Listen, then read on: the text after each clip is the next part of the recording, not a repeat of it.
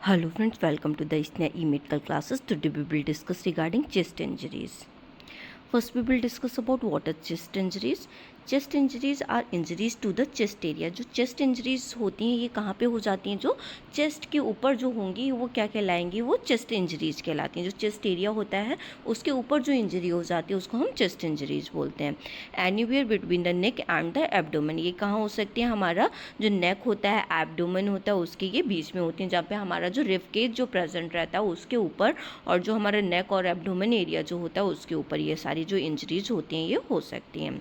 Damage may be to the chest wall, the bones including ribs and sternum, skin, fat and muscles protecting your lungs. जो हमारा जो damage होता है ये कहाँ पे होता है? हमारे चेस्ट वॉल के ऊपर होता है. चेस्ट वॉल के ऊपर अंदर जो होता है वो क्या प्रेजेंट रहती है? बोन्स प्रेजेंट रहती है. बोन्स में कौन सी बोन्स आती है? मेनली जो रिब केज होता है वो प्रेजेंट रहता है, और जो स्टर्नम होती है वो हमारी प्रेजेंट रहती है. स्किन से वो कवर होगी, फैट से कवर होती है, मसल से कवर होती है, और ये किस में प्रोटेक्ट कर रहे होते हैं? ये सारा जो स्किन, फैट, मसल्स जो होता है ये हमारे लंग्स को प्रोटेक्ट करते हैं. और क्या होता है? वहाँ पे ऑर्गन्स होते हैं चेस्ट के साइड में, जो कि हार्ट और लंग्स जो होते हैं वो रहते हैं. तो इस एरिया पे जो चेस्ट के अबव एरिया पे, यहाँ पे जो सराउंडिंग है इसके, यहाँ पे जो भी इंजरी हो जाती है चेस्ट के अबव एरिया पे, जहाँ पे हार्ट और हमारा लंग्स जो है वो प्रोटेक्ट हो रहे हैं with the help of the जो भी स्किन हो गया, फैट हो गया, मसल्स हो गया, उससे और बोन से, तो यहाँ पे जो इंजरी हो जाती है उसको हम क्या कहते हैं? Chest injury. Chest injuries can be minor such as the bruising और the serious problem that need urgent medical attention. जो चेस्ट इंजरीज जो होती हैं ये छोटे माइनर लेवल की भी होती हैं, जैसे कि कोई भी चीज़ छिल वगैरह गई, ठीक है, तो और ये क्या हो जाता है? ये समटाइम्स कैसी हो सकती हैं? सीरियस भी हो सकती है, जिसको अर्जेंट जो है वो अटेंशन की रिक्वायरमेंट होती है. They may be caused by the blunt force और बाई ए पेनिट्रेटिंग इंजरी. ये कैसे हो सकती हैं? चेस्ट इंजरीज जो होती हैं ये कोई भी ब्लंट फोर्स से हो सकती हैं, जैसे कि किसी ने गोली मार दिया है ना, या फिर किसी ने जो चाकू वगैरह था वो मार दिया, या फिर कोई भी एक्सीडेंटल चीज़ हो गया, ठीक है, एक्सीडेंट की वजह से कोई भी चीज़ हो गई उसकी वजह से उसको इंजरी हो गई, जैसे कि कार एक्सीडेंट हो गया उसमें चेस्ट इंजरी हो गई, ठीक है, और समटाइम्स लोगों को फॉल डाउन होने की वजह से इंजरी हो जाती. तो ऐसे करके ये कोई भी चीज़ पेनिट्रेट भी हो सकती है, जैसे चाकू वगैरह मारने की वजह से, कोई गन शॉट इंजरी की वजह से. तो यहाँ पे ये चेस्ट इंजरी जो है वो, या गिरने की वजह से, इन सारे रीजंस की वजह से चेस्ट इंजरी जो होती हैं पॉसिबल होती हैं.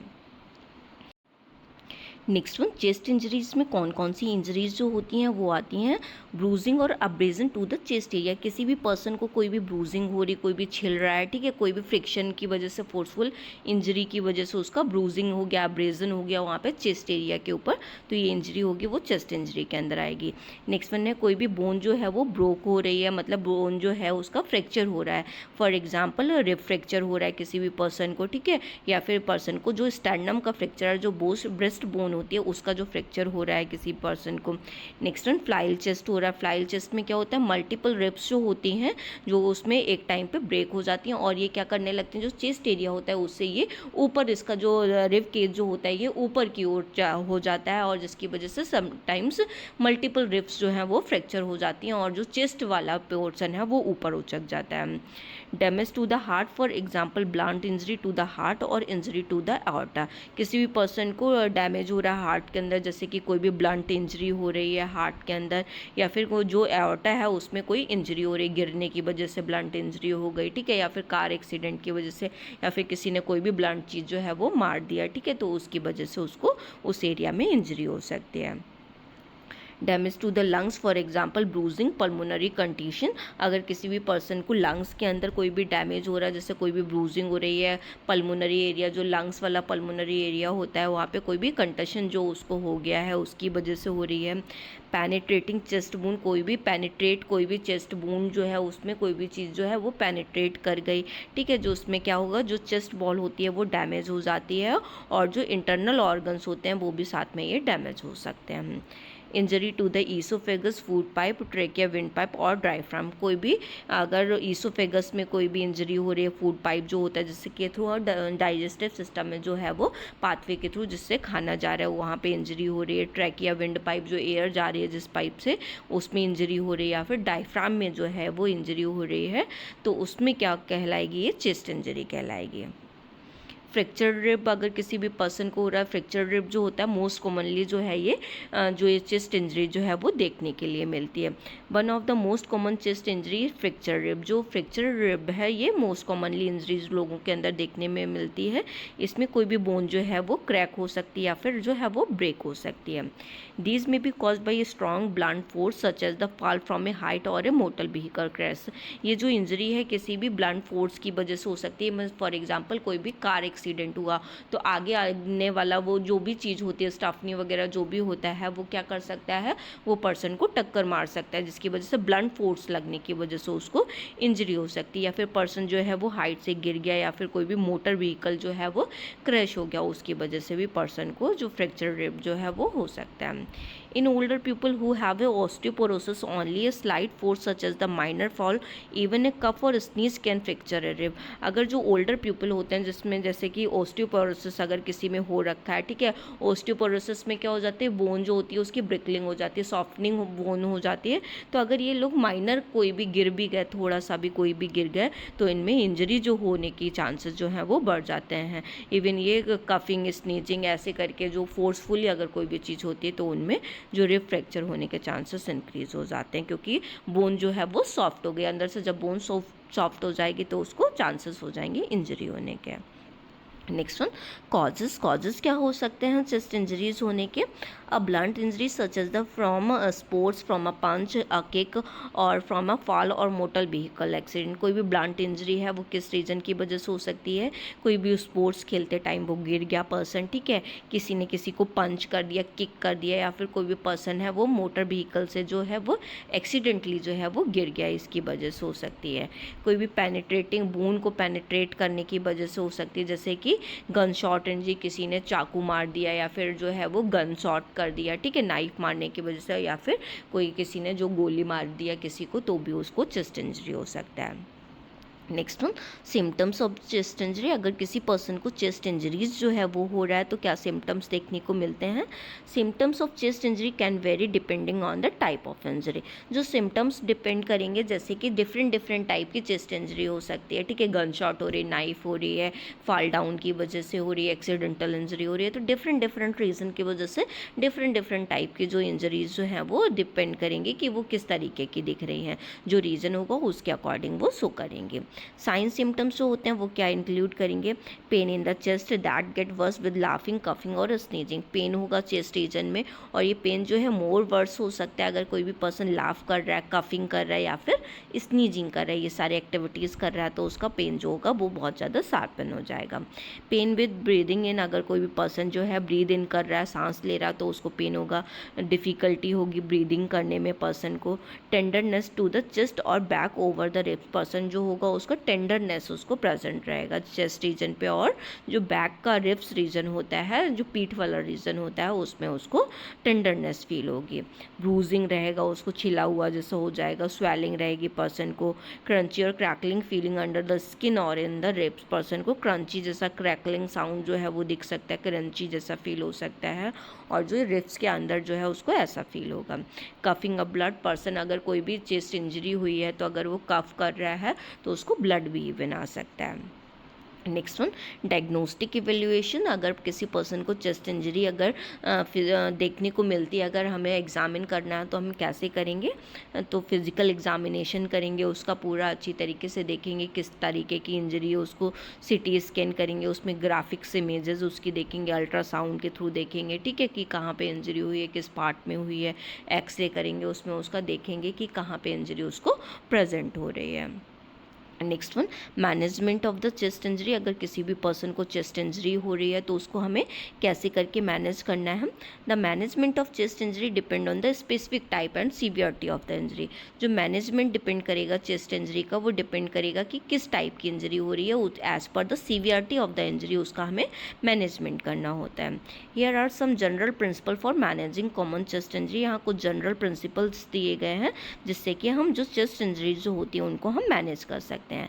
फर्स्ट वन है हमें प्राइमरी सर्वे करना है। प्राइमरी सर्वे में हमें पेशेंट का एयरवे चेक करना है, ब्रीदिंग पैटर्न चेक करना है, सर्कुलेशन करना है और उसका जो भी लाइफ थ्रेटनिंग अगर कोई भी कंडीशन हो रही है चेस्ट इंजरी होने की वजह से जिसमें उसकी इवन डेथ तक हो सकती है, उस कंडीशन को हमें वो एड्रेस करना, मतलब उसको असिस्ट करना है। Ensure that the patient has a patent airway, adequate breathing, stable circulation before proceeding with further evaluation and treatment। हमें इंश्योर करना है कि पेशेंट का जो एयरवे है वो पेटेंट हो रहा है कि नहीं, मतलब जो सांस ले पा रहा है कि नहीं, सही से ले पा रहा है, उसकी ब्रीदिंग पैटर्न जो है वो एडिक्वेट है कि नहीं है, उसका जो सर्कुलेशन है वो एडिक्वेट है कि नहीं है, और जो उसका एवेल्यूएशन अच्छी तरीके से करना और एज़ पर द उसका एवेल्यूएशन हमें उसका ट्रीटमेंट जो है वो प्रोवाइड करना है। नेक्स्ट वन है स्टेबलाइज द पेशेंट। पेशेंट को स्टेबल करना है। Provide immediate resuscitative measurement necessary such as the cardiopulmonary resuscitation और एडमिनिस्ट्रेशन ऑफ ऑक्सीजन। अगर पेशेंट जो है वो स्टेबल नहीं है तो उसको हमें तुरंत ही उसको क्या करना है, इमीडिएटली जो रिसक्सिटेटिव मेजरमेंट होते हैं जैसे कि उसका CPR जो है उसको देना है, ठीक है, और उसको ऑक्सीजन का एडमिनिस्ट्रेशन कराना है जिसको हम उसको रिवाइव कर सकें। If the patient is in shock, initiate appropriate fluid resuscitation and consider blood transfusion if needed. अगर पेशेंट जो है वो शॉक में चला गया है तो उसका जो फ्लूइड है वो तुरंत उसको लगाना स्टार्ट करेंगे, ठीक है, तो उसको फ्लूइड देंगे और जिससे उसको रिवाइव किया जा सके। उसको अगर ब्लड ट्रांसफ्यूजन की नीडेड है, ठीक है, तो उसको हम ब्लड ट्रांसफ्यूजन भी करेंगे क्योंकि उसके समटाइम्स इंजरी होने में उसका ब्लड जो है वो एक्सेसिव लॉस हो सकता है। तो जब फ्लूइड जो लॉस हो जाएगा उसकी वजह से तो पर्सन जो है वो शॉक में जा सकता है, तो उसको हम क्या देंगे, उसको ब्लड ट्रांसफ्यूजन अगर नीड हो रही है तो उसको ब्लड ट्रांसफ्यूजन भी करेंगे। Next one pain management. Patient का पेन मैनेजमेंट करना है क्योंकि चेस्ट इंजरीज के टाइम पे बहुत ज़्यादा पेशेंट को पेन फील होता है। Administer appropriate analgesic to elevate pain and make the patient more comfortable. Patient को क्या देना है, एनाल्जेसिक देना है और जिससे कि पेशेंट को उसका पेन है उसको वो रिलीव किया जा सके और पेशेंट जो है वो कंफर्टेबल फील करे। एनाल्जेसिक में उसको हम क्या दे सकते हैं, जैसे non steroidal anti inflammatory drugs जो है वो दे सकते हैं, ओपियोइड्स दे सकते हैं, लोकल एनेस्थेटिक ड्रग्स दे सकते हैं, ठीक है, जिससे कि उसको अगर जो ये सारी देंगे तो उसका इन्फ्लेमेशन वगैरह जो है वो कम हो जाएगा। ओपियोइड देने की वजह से उसका जो वहाँ पे होगा वो उसका इन्फ्लेमेशन वो कम हो जाएगा, जिसकी वजह से उसको उस एरिया पे जब पेन होगा वो उसको तुरंत उसको फील नहीं होगा। एनाल्जेसिक जैसे देने हैं रिलीव करने के लिए पेन में, तो उसको एज पर द सिचुएशन कितना सीवियर लेवल का पेन हो रहा है तो उसके लिए जैसे आइबुप्रोफेन वगैरह ड्रग्स जो होती हैं वो उसको हम दे सकते हैं। Next one rib fracture. अगर किसी भी पर्सन का रिब फ्रैक्चर हुआ है तो क्या करना है, most rib fracture can be manage conservatively with the pain control coughing and deep breathing exercises and adequate ventilation. जो मोस्ट प्रोबेबली जो फ्रैक्चर्स होते हैं वो हम मैनेज कर सकते हैं, जैसे कि अगर हम उसके लिए पेन कंट्रोल मेजरमेंट यूज़ कर रहे हैं, कफिंग एक्सरसाइज उसको दे रहे हैं, डीप ब्रीदिंग एक्सरसाइज उसको अगर हम प्रोवाइड करवा रहे हैं, एडिक्वेट वेंटिलेशन उसको प्रोवाइड किया करवा रहे हैं, तो उसके जो ये सारे जो चीज़ें होती हैं उसको रिफ्रैक्चर की उसको हम उसके जो सिम्टम्स होंगे उसको हम मैनेज कर सकते हैं। सीवियर और अनस्टेबल फ्रैक्चर में require regional nerve blocks, epidural anaesthesia और सर्जिकल फिक्सेशन। अगर किसी का सीवियरली जो है वो फ्रैक्चर हुआ है जो कि अनस्टेबल फ्रैक्चर है तो उसको क्या कर सकता है, वो फ्रैक्चर जो होगा वो रीजनल नर्व जो होती है वहाँ की रीजन पे प्रेजेंट होती है उसको वो ब्लॉक कर सकता है, तो उस पेशेंट को एपिड्यूरल एनेस्थीसिया दे सकते हैं और उसका सर्जरी के थ्रू उसको हम फिक्स करवा सकते हैं।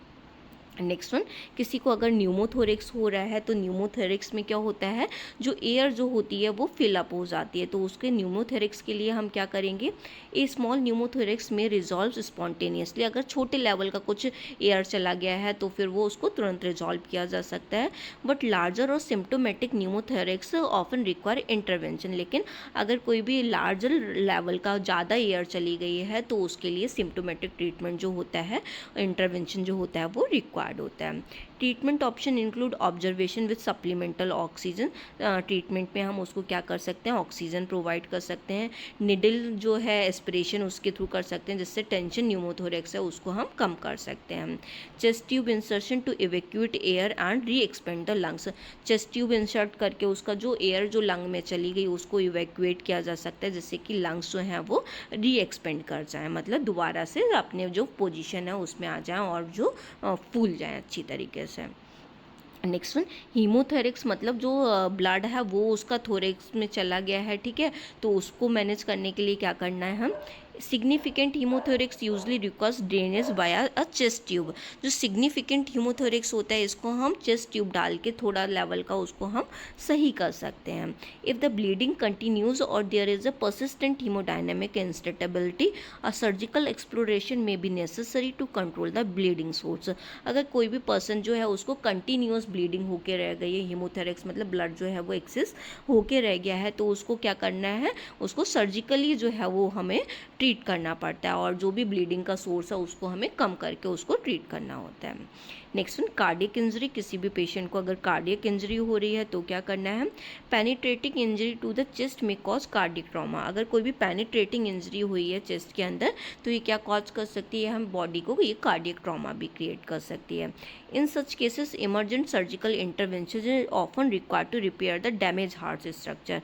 इन सच केसेस में क्या रहेगा, जो सर्जिकल इंटरवेंशन जो होते हैं इनके थ्रू अगर कोई भी कार्डियक इंजरी वगैरह हुई है तो सर्जिकल जो चीज़ें हैं वो तुरंत किया जाता है, क्योंकि जो डैमेज जो हार्ट में हुआ है उसको तुरंत उसको सही किया जा सके, जिससे कि जो ब्लड जो एक्सेस में लॉस हुआ है वो ना हो। Next one, lung contusion. अगर किसी पर्सन को जो लंग कंट्यूजन हो रहा है तो हम क्या कर सकते हैं, हम supportive care with the supplemental oxygen, pain control, close monitoring of respiratory status is typically sufficient for managing lung contusion.